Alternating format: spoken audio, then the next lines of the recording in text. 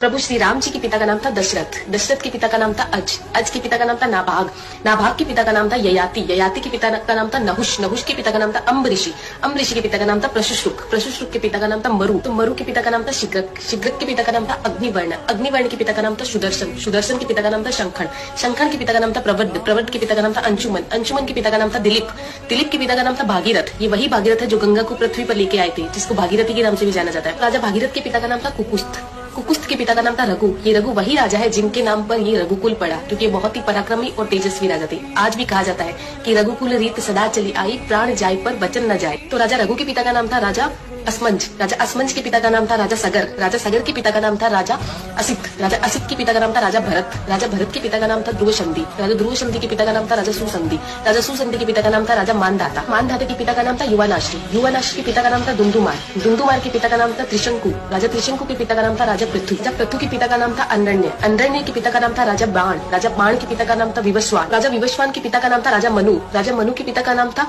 इक्ष्वाकु, इक्ष्वाकु के पिता का नाम था राजा कुक्षी, राजा कुक्षी के पिता का नाम था राजा विकुक्षी, राजा विकुक्षी के पिता का नाम था राजा कश्यप, राजा कश्यप के पिता का नाम था राजा मरीचि, राजा मरीचि के पिता का नाम था ब्रह्मा जी। तो इस हिसाब से हमारे प्रभु श्री राम जी ब्रह्मा जी की 39वीं पीढ़ी है, 39th। आने वाला इतिहास ये नहीं बोलना चाहिए कि सनातनियों को मुगलों का इतिहास तो पता था और खुद का इतिहास नहीं पता था। तो ज्यादा से ज्यादा इस वीडियो को शेयर कीजिए। जय श्री राम।